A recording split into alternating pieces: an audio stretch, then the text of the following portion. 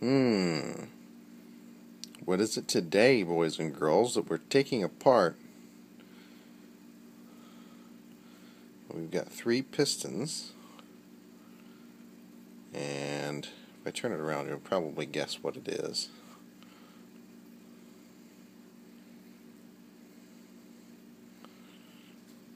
Okay, so I lied. There's actually 6 pistons. This is an air conditioning compressor from my old poverty package Volvo. This particular compressor is a Sandin. Actually, I can't say that. The nameplate says Diesel Kiki. It's a Japanese-made compressor. It's very nice quality. I actually used this for a while as a vacuum pump when doing some other unrelated air conditioning work, refrigeration work. And I figured I'd do a teardown on it and just make sure that everything inside is in good shape. And I ended up pretty much pulling the whole thing apart and cleaning everything, because working as a vacuum pump, it must have pulled quite a lot of vapor, water vapor through it. There's the reed valves. I mean, that's all cleaned up. That had just a light coating of surface rust over the whole thing, which isn't terrible, but it does mean that these reed valves were not going to seal very well. They're still not going to be great because there's a little bit of rust on the other side, and but I mean, they're smoothed down and they're at least going to make a little bit better seal than they would have with the rust in there. But I mean, honestly, more so than anything, I thought this would just be an interesting thing to sort of take apart and see how it worked. You can kind of see how those pistons move. There's a swash plate down in there. I don't know if you can, there we go. You can see it. It goes up, then back down. It basically, you know, as that disc turns, it's on an angle, and it causes these pistons to, all 6 of them, 2 on each connecting rod, or whatever you want to call it, to move around. Give it a smack there. It doesn't seem to want to turn anymore. Oh well. Junk. Just without both sides of it being on, it's not really being held. There we go. You can get some idea of how that would work.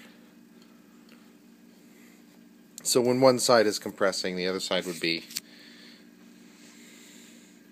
not compressing. Whatever, I don't know, the intake stroke, I guess, on a compressor, but yeah, that's what it looks like. Really nice little needle valves, or bearings under here, like roller bearing type things. Really thin. Some really high quality castings in here. Very high quality metal, very hard stuff too. So it's just fun to take apart. It'll probably never seal like it did originally, but whatever. It was already rusty inside. But that was the other thing I was looking at too, the bores. I don't know if you can see them.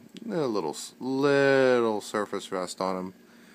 I think running a good thick oil should fix that up without too much of an issue. Got some good refrigeration oil. So yeah, we'll see. But yeah, I mean, next step after that, I don't have it down here, but propane in my AC system. I already tried that out with the old compressor, which is really shot, and it works great, except the compressor's shot. So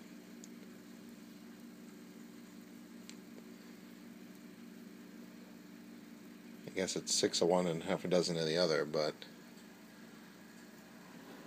this compressor's in better shape. It's going to need to go in, I guess, where that one was, and we'll see maybe if I don't create too many leaks. Hopefully this'll do good enough job to compress that propane and give me some nice cold AC in that Volvo, because It certainly is blowing cold now, but boy, that compressor is really shot. I mean, it won't even let the engine rev.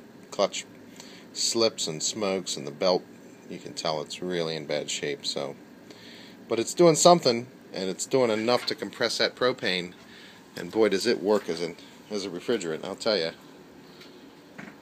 I don't want to hear anything about how dangerous it is either. You got 2 pounds of propane, and you got 150 pounds of gasoline under the back seat, so 2 pounds of propane is hardly the biggest issue there.